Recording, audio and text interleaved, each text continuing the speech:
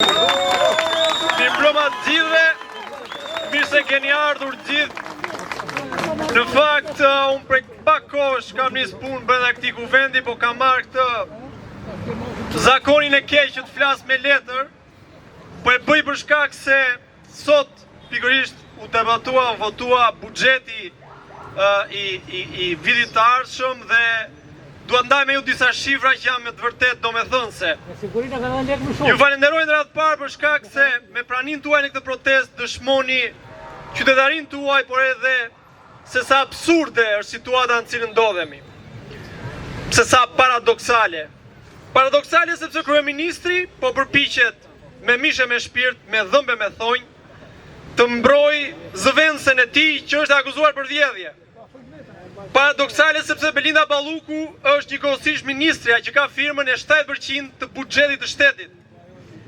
Paradoksale sepse thelën e luanit të këtij buxheti plot 27% e marrin koncesionet dhe PPP-t, për të cilat këta qeveritar akuzohen për vjedhje.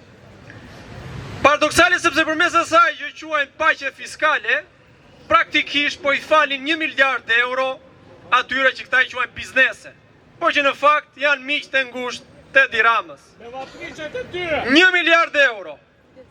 1 miliard euro të cilat do t'i shërbenin buxhetit për të rritur me 50% fondin e pensioneve. 1 miliard euro a thua se janë të babait e Edi Ramës. Janë 1 miliard euro të gjithëve ne, taksa paguesve, që i kemi dhënë detyrën zotërisë që për 10 vjet t'i mbledh këto 1 miliard euro dhe t'i vëjnë në shërbim të gjithëve ne. Paradoksale është situata edhe sepse me këtë buxhet, ata deputet majorancë që ulen aty, pasur turp fare, po thonë se do rriten pensionet. Po thonë se do rriten pensionet, po nuk guxojnë të përmendin atë bonusin e fundvitit, që thjesht e kanë marrë, e kanë pjesëtuar me 12 dhe po tallen me prindrit tanë, me pensionistët, duke thënë që do ju rritin pensionet. Ndërkohë që me llogaritje të thjesht 67% e pensionistëve do marrin më pak në vitin 2026 se sa në vitin 2025, pa bonus pensioni. Paradoksale është situata edhe për faktin se 2 nga sektorët më të rëndësishëm të vendit, po njëkohësisht sektor që janë në gjendje më emergjente, pikërisht arsimit dhe shëndetësia, me këtë buxhet zën vetëm 2.3 dhe 2.9% të prodhimit brendshëm bruto. Kur vendet e BE-s të buxhet e kanë 5% dhe 10%.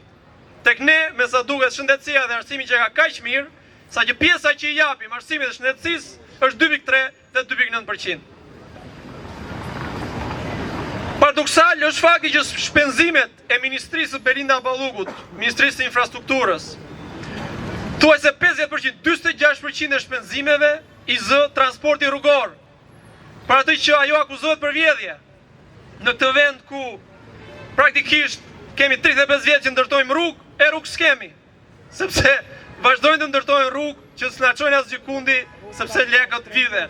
Ndërkohë, 46%, ndërkohë, mbështetja për industrinë dhe mbështetja për burimet natyrore është 0.6% në njërin dhe 0.6% në tjetrën.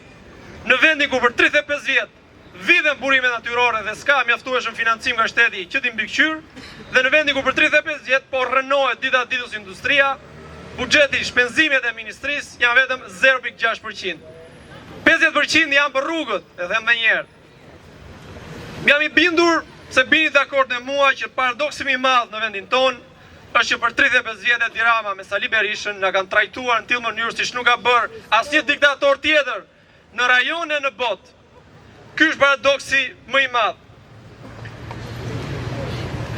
Megjithatë, unë besoj se këtë që e kemi besimin ton, këtë besim ne ndajmë, jo vetëm ne që jemi këtu në shesh, po e ndajmë me qindra e mira shqiptar të tjerë. Prandaj, detyra që ne kemi përpara është të flasim me njerëzit, të mobilizojmë, të bindim, të lëvizim, që ndryshimi të cilin gjithë duam, të vi një ditë më parë dhe jo një ditë më vonë. Detyra jonë pra është që të marrim në dorë fatet e vendit tonë. Faleminderit.